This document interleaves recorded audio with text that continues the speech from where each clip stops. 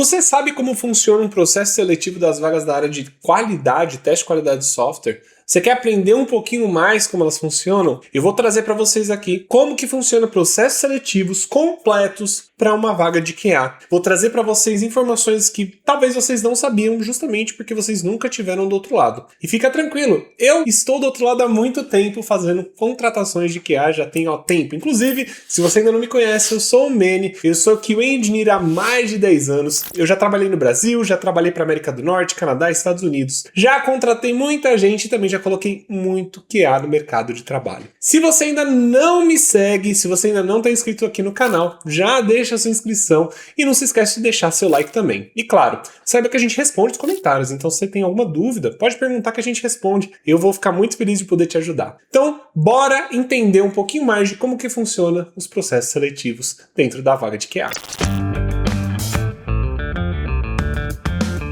Então bora, pessoal. Seguinte, isso daqui é basicamente um guia completo, tá? Para mostrar para vocês como funciona o processo seletivo completo para as vagas de QA. Isso falando da triagem do teste técnico e também entender cada etapa que você faz para avançar e o que pode te eliminar, beleza? Lembrando, nem tudo que eu vou trazer aqui vai servir para todas as empresas, não vai ser sempre exatamente desse jeito. Mas você com certeza vai ver muitas coisas similares e eu vou trazer aqui o que você pode ou não fazer, ok? Primeira coisa, tá? Provavelmente você já passou por isso. 30 candidaturas, você não teve nenhuma resposta, o seu currículo ele não está chegando ao recrutador e existe uma razão muito técnica para isso, beleza? Às vezes também você travou no teste técnico, a entrevista foi ótima, você conversou super bem, mas o teste técnico te barrou o seu avanço, tá? E não tem nenhum feedback claro. Ou às vezes você recebe só a informação, escolhemos outro candidato. Você passou por todas as etapas, ficou sem entender o que deu errado, o que você errou. Cada uma dessas situações, ela é muito simples de entender o que aconteceu no background, né? O que pode ter acontecido pela empresa. E cada uma delas tem uma solução específica também, uma possível solução, tá? Então a gente vai mapear esse processo inteiro para você entender e deixar de ficar frustrado com essas coisas acontecerem. Esse daqui é o mapa de processo seletivo de QA, tá? As empresas de médio e grande porte, tá? Isso óbvio, porque as menores elas acabam não tendo todo esse processo. Ele segue entre 6 a 7 etapas. Talvez você não veja todas essas etapas, possivelmente elas vão estar internas, boa parte delas. E essas etapas, elas podem durar de 3 a 8 semanas, tá? Conhecer o mapa te dá uma vantagem muito absurda porque você sabe o que vai acontecer. Então, o que vai acontecer no geral? Primeiro, existe a triagem de currículos, né? Então, a parte de ATS, que é onde faz toda a seleção por sistema de currículos, ou também a parte humana, onde o RH vai atrás da pessoa. E isso, tá, galera? Isso dura tipicamente de 1 a 5 dias. Eles deixam aberto as vagas por alguns dias para garantir que vão ter o máximo de currículos possíveis para tentar achar alguém que realmente se encaixa na vaga. E saiba que achar alguém que se encaixa especificamente na vaga é muito difícil. Não é fácil achar um QA com as especificações que você quer, principalmente se é um cara com experiência, não é fácil de achar. Temos também, logo depois disso, as screenings por telefone ou vídeo rápido. Então o que acontece? O recrutador, né, o cara de RH, ele vai literalmente entrar em contato com você e vai marcar uma reunião, seja lá por vídeo ou até mesmo por telefone. Na gringa é mais comum por telefone, né? Mais comum do que até mesmo por vídeo. E eles vão conversar com você rapidamente para entender se você tem o fit cultural e se você tem realmente os requisitos da empresa deles e da vaga que eles estão procurando. Logo depois disso, você vai ter aí uma entrevista comportamental com o RH, possivelmente, tá? Principalmente em empresas grandes, eles fazem essas entrevistas comportamentais, que nada mais é do que perguntar coisas que você faria no dia a dia como QA, beleza? Então eles vão entender não somente a parte de requisitos daquela vaga, mas entender se você dá um fit cultural com a empresa mesmo, se você tomaria as decisões do que eles como empresa esperam. E essa ligação, ela pode demorar de 45 a 60 minutos. Óbvio, pode demorar um pouquinho menos, pode demorar um pouquinho mais. E aqui, esse daqui é o que barra muita gente. Teste técnico ou case prático. Teste técnico, muitas vezes, ele é uma prova que eles passam para você, que você vai ter um tempo para fazer. Às vezes eles podem te dar, aqui eu até coloquei de 1 a 4 horas para você fazer uma prova, né? Uma prova no seu computador mesmo, em casa. Ou eles vão te dar aí, por exemplo, um dia, 24 horas, 72 horas, ou até mesmo uma semana para você poder entregar esse projeto. Vai ser um projeto voltado para a área de teste de qualidade de software, muito provavelmente algo relacionado à automação, testes manuais, documentação, e você vai ter que colocar tudo que você sabe ali naquele teste. Logo depois disso, tem a entrevista com a parte técnica, o gestor técnico, tech lead ou outro QA que tiver a empresa possivelmente. E isso vai dar um tempo aí de uma reunião, né, de uma entrevista de 60 minutos, às vezes 90 minutos, beleza? É importante que vocês saibam que é muito bom vocês estarem preparados e entenderem bem sobre a empresa, tá? Então estudar sobre a empresa é muito forte. E a entrevista de cultura, fit com o time, tá? Que não é com RH, você já fez seu fit com o time de RH, com o time de recrutamento, eles aceitaram, mas agora a gente tem que ver se você vai ter uma cultura, um fit com o time que você vai trabalhar. Nem toda empresa tem esse passo, beleza? Mas é um passo que eu já passei, por exemplo, para algumas empresas. E aí você vai conversar com o seu time e ver se eles gostam de você. Ver se eles vão te fazer perguntas sobre dia a dia, sobre como você trabalha em grupo, basicamente isso. E aí você vai receber uma proposta, pode ser que você receba no mesmo dia ou até mesmo em alguns dias depois que você passou pela última parte. E normalmente, se você nunca passou por esses passos, você vai recebendo feedbacks em qual passo você tá e quais são os próximos, tá? Empresas menores têm menos passos que esses, até porque elas têm menos pessoas, não vai ter o time inteiro, não vai ter um tech lead às vezes, então pode ser que sejam, ao invés de 7 passos, às vezes sejam só 4. Tá? E você só vai ver, né, porque o de triagem em currículo você basicamente não passa, você vai passar só por 3 deles. Isso considerando uma empresa média, pequeno porte. Você não recebeu a resposta em 3 dias. Isso é um processo normal, porque às vezes eles estão avaliando outras pessoas, isso não é um abandono, eles não estão te deixando pra lá. Inclusive a média do mercado é de 3 a 8 semanas do início ao fim. Então, às vezes você fez a entrevista, você foi um dos primeiros que eles conseguiram finalizar todos os passos, ele chegou até a última entrevista e agora a gente vai ver mais pessoas. Mas uma coisa que eu falo é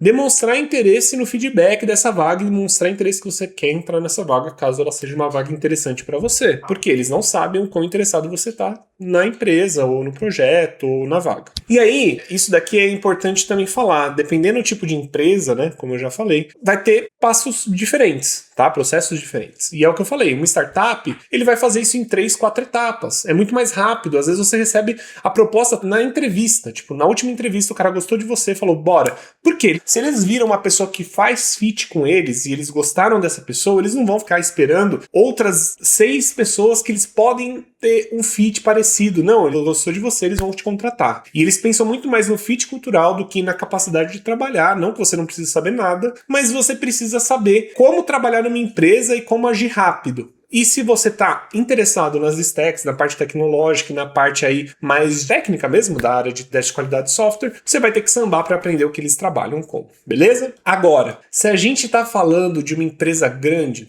a gente tá falando de um banco, né? Eu já trabalhei em banco. Aí já são 5 a 7 etapas. É muito mais formal. Eles têm muito mais tempo, eles têm muito mais dinheiro do que uma startup. E eles vão exigir até mesmo documentação para aderência do processo estruturados. Inclusive, eu sei que alguns bancos até olham você no Serasa, tá? Então, pode ser que você seja descartado aí porque você tá com o nome sujo. Bem, não sei se essa informação é totalmente real, mas vamos dizer que já aconteceu com uma pessoa que eu conheço, sabe?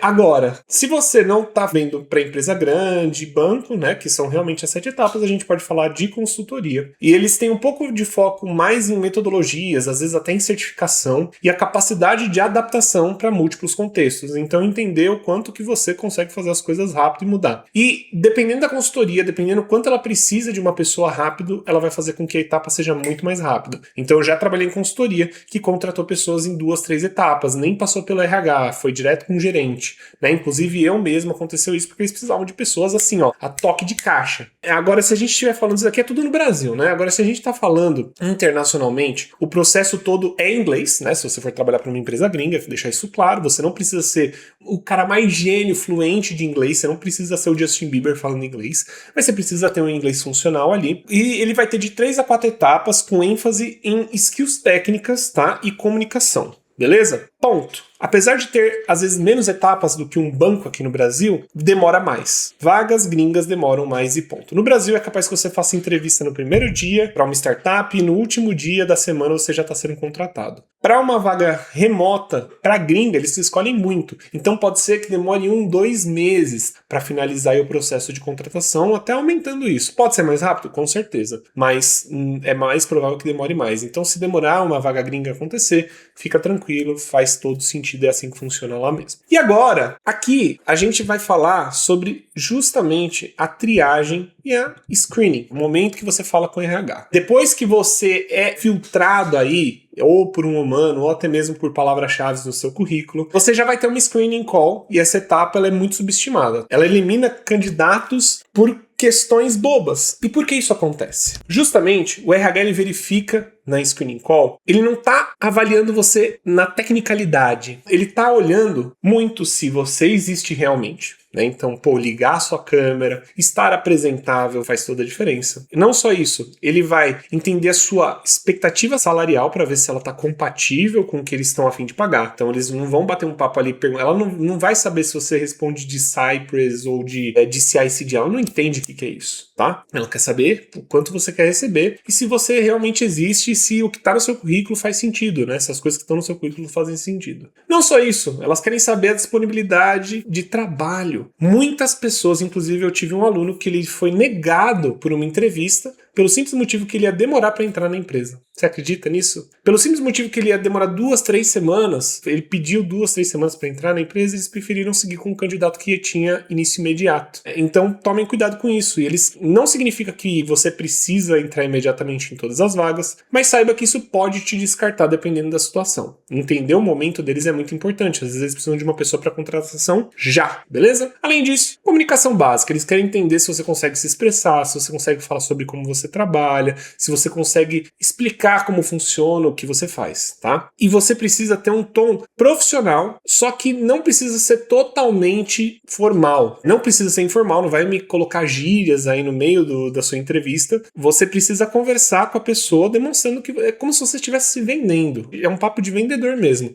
Pode fazer uma piadinha outra ali, claro, com muito cuidado. Entenda a sua audiência, né? Não vai me fazer uma piada aí que vai deixar a pessoa porque você não vai passar e ponto. Mas tenta conversar e explicar para ela o que você faz de uma forma que você explicaria para uma pessoa da sua família ou uma pessoa aí que te abordou na rua e quer saber um pouquinho mais sobre você. E cuidado para você não ser muito redundante, nem ficar contando histórias que você não precisaria. Além disso, sempre pergunte o próximo passo e o prazo que você tem que esperar. Isso vai te dar abertura a entender o que você vai ter que fazer depois, estudar, pesquisar a empresa melhor naqueles pontos que ela te trouxe. E se por algum acaso passou o tempo, 5 dias, você pode contatar ela e perguntar se você ainda está de pé, se o processo seletivo ainda está de pé. Aqui agora, eu vou te trazer uma pesquisa que eu fiz, tá? Inclusive pelo Glassdoor e do próprio Indeed. São 132 perguntas que foram documentadas por candidatos reais de empresas brasileiras, tá? Então se você acha que é gringa, não é brasileira mesmo. E a metodologia STAR, né, que é situação, tarefa, ação e resultado, é o framework que é esperado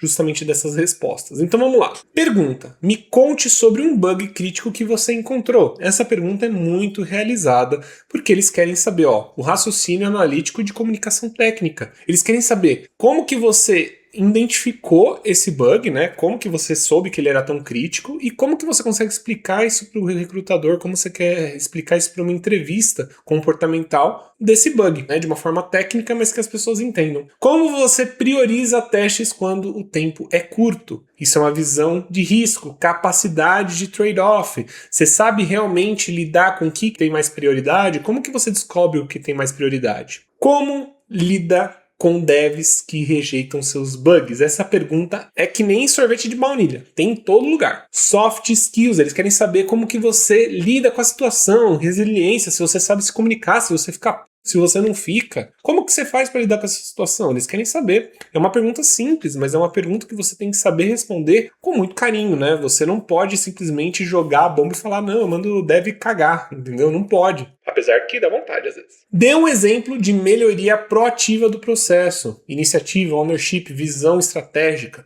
Se você não sabe responder essas perguntas à pronta entrega, vai parecer que você não está preparado, tá? E o que você faz quando os requisitos são ambíguos? O que você vai fazer? Você vai falar com alguém? Você vai se comunicar? Você tem autonomia? Ou não? Você vai ficar lá parado fazendo com que isso continue? Essas perguntas, galera, são muito, muito recorrentes dentro de vagas. E assim, eu quero dizer mais uma coisa importante. Todas elas têm uma resposta certa. Se você não sabe essa resposta certa, temos a Lume Stack aí. Se você estiver interessado em alguma formação aqui da Lume, vai lá atrás no nosso link. Como estruturar com o STAR, né? que é justamente a parte de situação, tarefa, ação e resultado para você poder responder essas perguntas na prática. Situação, sprint de lançamento, 2 dias para o Go Live, no momento de teste de regressão ainda não executados. Qual foi a tarefa? Garantir que o fluxo crítico de pagamentos estivessem funcionando sem atrasar o lançamento. Qual que é a ação? Eu priorizei o checkout de pagamento, automatizei 5 casos críticos em Cypress e deixei os menores para o pós-lançamento. Resultado, lançamento sem regressão, dívida técnica documentada e coberta em 3 dias após o Go Live. Então aqui você mostra como você consegue ser flexível nesses momentos, né? Então, perguntas que candidatos não esperam. Qual bug foi mais difícil de convencer que era real? Ou como você explica a qualidade para alguém de negócios? Então, tem que se preparar para esses momentos. Essas perguntas, elas podem cair na sua entrevista e você simplesmente não saber o que falar. E se isso acontece, vai parecer que você está despreparado e realmente você estava. Mas se você não tem experiência suficiente ou nunca pensou nessas perguntas, vai parecer que você só não sabe responder também. Então, vamos lá. Teste técnico. Onde mais candidatos são eliminados, né? E isso daqui é óbvio, né? O teste técnico costuma ser difícil mesmo.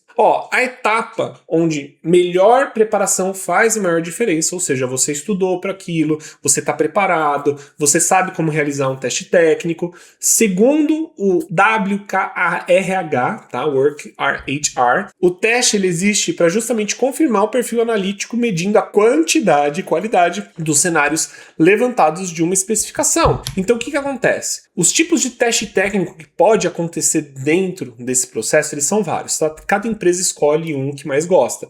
Pode ser uma análise de especificação, ou seja, você recebe um documento de requisitos e lista casos de teste, avalia raciocínio e cobertura. Pode ser uma execução de testes manuais com um reporte. Então, você testa a funcionalidade real, documenta o bug, avalia o método de comunicação. Automação e take home. O que pode acontecer também? Você cria sua própria suíte de automação para um aplicativo web, para um app, para uma API ou para os 3, dependendo aí do processo que você vai participar, considerando que você é mais sênior, e você vai avaliar a habilidade técnica e de organização. Beleza? Tem também o pior de todos, principalmente para a área de teste de qualidade de software, que é o live coding, que é o pair testing também, que é basicamente o time vai ficar olhando para você enquanto eles pedem para que você code alguma coisa ou teste alguma coisa ao vivo, tá? Ele vai te observar no momento ali, na entrevista. Esse é o pior de todos, que serve para avaliar o raciocínio em tempo real. Mas assim...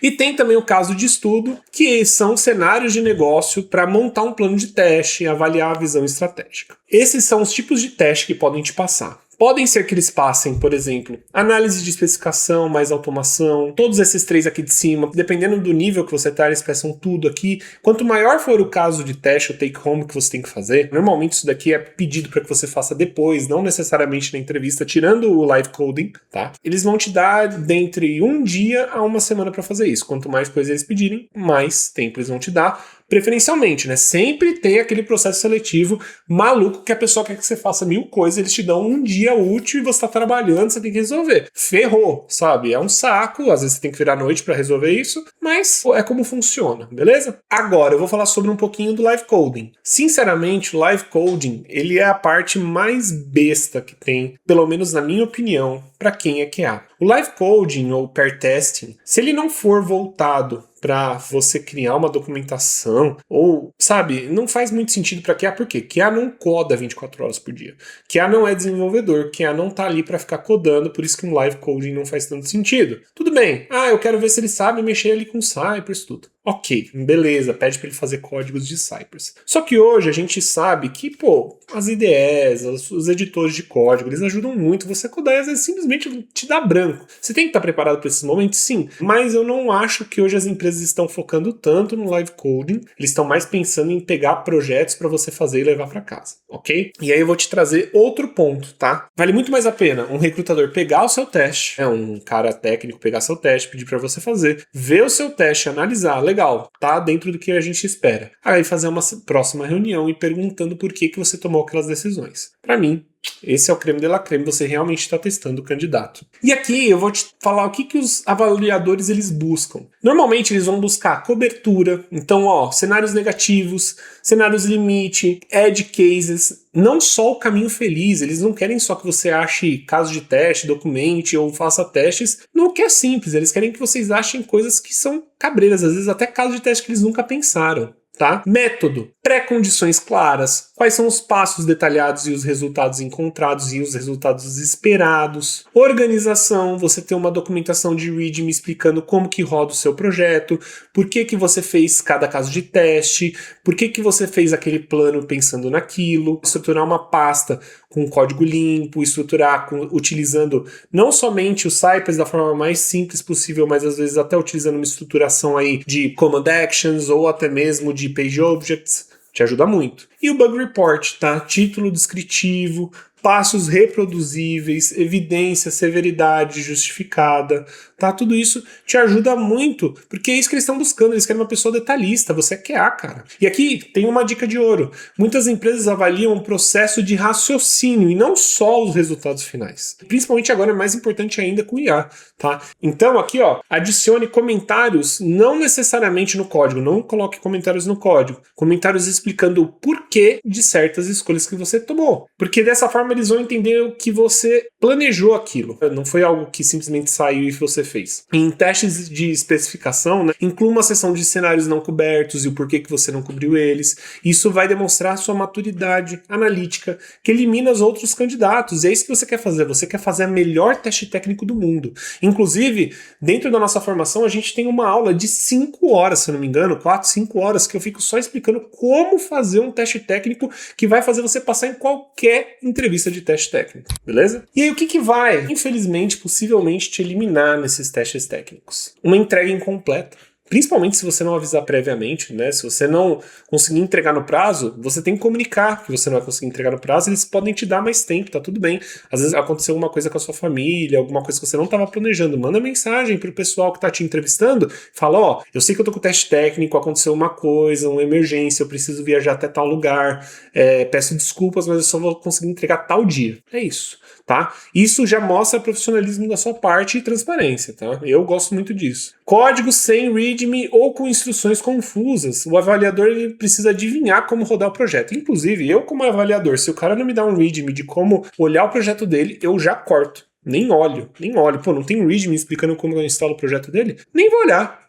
Não teve nem o carinho, a delicadeza, que é o mínimo, tá? É o mínimo. Ter um README explicando como que faz para rodar esse sistema, essa automação nesse caso. Olhar só para casos de caminho feliz, sem cenário negativo, limite edge case, perfil analítico não é confirmado. Tá? Então, legal, você é QA e você só olha para o caminho feliz, é isso? Você não tá curioso, você não quer saber o que está acontecendo de errado com esse sistema? Bug report sem evidências ou como reproduzir. Cara, aprende a fazer um bug report direito, vai? Você já é QA, já tem tempo. Se você não é, se você tá querendo descobrir como faz isso, temos aí a nossa formação, a gente ensina isso tudo do zero. Soluções copiadas sem entendimento. Avaliadores experientes identificam facilmente, tá? Então é muito simples ver se o cara fez aquilo com IA. E estão falando para você não usar IA? Não, pode usar, cara, só que você tem que saber exatamente o que você está fazendo e você tem que colocar tudo muito bem colocado. Porque se você colocar alguma coisa ali que os caras acharem que for IA, eles vão perguntar sobre aquilo sem parar, até acharem uma resposta. E aqui, entrevista técnica final com o gestor. E, sinceramente, é uma das entrevistas que eu mais gosto. Essa conversa ela é muito importante porque o gestor ou o líder que você está lidando, ele vai querer confirmar se o que ele viu no teste você sabe fazer na prática mesmo ou se alguém te ajudou ou se você usou só IA. Beleza? Então não dá para fugir disso. Então, o que você faz aqui? Aqui tem perguntas frequentes da entrevista técnica final, que é, por exemplo, perguntas que o entrevistador ele pode fazer. Me explique a diferença entre teste de unidade, integração e end-to-end. Como você decidiria o que automatizar e o que manter manualmente? Como estruturaria a estratégia de teste para um produto que ainda não existe? Você entrou no projeto novo, o que você faz? O que é BDD e que contexto você usaria? Você sabe responder essas perguntas? De verdade, você sabe? Eu pergunto isso porque eu coloco isso nas minhas formações porque eu sei que vai fazer diferença. Eu sei o que eles estão perguntando e eu sei que se você souber falar sobre essas coisas, mesmo que às vezes você não tenha experiência, você passa nessas entrevistas. Ó, qual é a sua experiência com CI/CD? Como você integraria testes nessa pipeline? Se você nunca usou CI/CD, não minta, fala que você não usou, mas se você já usou pelo menos uma vez, fale o que você faria e não fica mencionando que você só usou uma vez. Você já usou, pô, você já tem experiência. Agora, mais importante do que as perguntas que eles fizeram, né? Ou não mais importante, mas tão importante quanto são perguntas que você pode fazer. Por exemplo, como é o processo de triagem de bug no seu time, no projeto que vocês trabalham? Quem participa das decisões? Qual a proporção de testes manuais e automação que vocês têm hoje e para o próximo ano, quanto vocês querem chegar? Vocês já estão trabalhando com isso? Já tem automação? Acontece muito das empresas, eles pedirem que você saiba automação e nem tem automação no projeto, tá? Porque eles estão querendo implementar isso na empresa. Como que a se envolve no refinamento dos requisitos? Qual foi o maior desafio de qualidade do time no último semestre? Qual é o tempo de entrega que vocês estão fazendo de release do projeto? Quantos bugs vocês já encontraram no sistema? Tudo isso é importante de você saber. O time já tem um QA lá dentro? Não tem? Você precisa perguntar. Um candidato que ele não faz pergunta, inclusive tá aqui, ó, passa a mensagem que tá desesperado para aceitar qualquer coisa. Então perguntas demonstram um interesse genuíno e maturidade profissional e também você vai avaliar se você vai entrar ou não. Beleza? E aqui, ó, isso daqui é uma visão geral de quem realmente avança nesse processo. Um currículo com palavras-chave certas para passar no ATS muito bem feito. Comunicação clara e objetiva no screening call. Respostas estruturadas, principalmente utilizando o STAR que eu mostrei aqui para vocês na entrevista comportamental. Cobertura completa e documentação no teste técnico. Perguntas inteligentes na entrevista final. Pô, isso é o que faz você ser contratado no final. Comportamental é extremamente importante nas entrevistas. E cada etapa tem um filtro diferente, tá? Porque ela não vai repetir as mesmas coisas. A intenção é que ela tire pessoas que não estejam nesses filtros. E os candidatos, eles acabam avançando, são os que realmente têm match com a empresa, com o que eles esperam de uma pessoa que vão entrar, tá? E claro, né, pessoas que se preparam. Inclusive, para você fazer perguntas inteligentes, você tem que saber sobre a empresa. Então pesquise sobre a empresa. Pesquise sobre a empresa. E time, eu quero que vocês entendam. As formações aqui da Longstack, elas te preparam totalmente para todas essas situações. A gente quer te transformar no melhor que é possível, seja você entrando agora no mercado de qualidade ou você que está querendo crescer ou até mesmo alcançar vagas gringas. A gente já tem experiência com tudo isso. Já colocamos pessoas no mercado tanto no Brasil quanto fora. Então assim, se você está interessado em aprender mais como passar por essas entrevistas e se sentir bem na entrevista, falar assim, nossa, detonei. Vem aqui com a gente que a gente sabe fazer isso muito bem. Eu sempre falo isso, eu sou um ótimo QA, mas para entrevistas eu sou muito bom. Desculpa falar, eu não costumo me gabar sempre, mas isso daí é uma coisa que eu sou bom mesmo. Agora, se você curtiu esse vídeo, você não tá inscrito, pelo amor de Deus, né? Olha o que você tá perdendo. Se você ainda não faz parte das formações da Luma, inclusive, pô, o link tá aqui, vai lá, faz, começa a estudar. Eu sei que você nunca nem estudou pra CQA, só trabalhou e começou a estudar as coisas que as pessoas te passavam. Cara, entra aqui com a gente que a gente vai fazer a diferença. Deixa o seu like. Se você conhece alguém que tá precisando ver esse vídeo, manda pra essa pessoa. E claro, se você tiver alguma dúvida, deixa nos comentários que a gente sempre responde. Eu espero que você tenha curtido. Eu vejo você no próximo vídeo e tchau, tchau.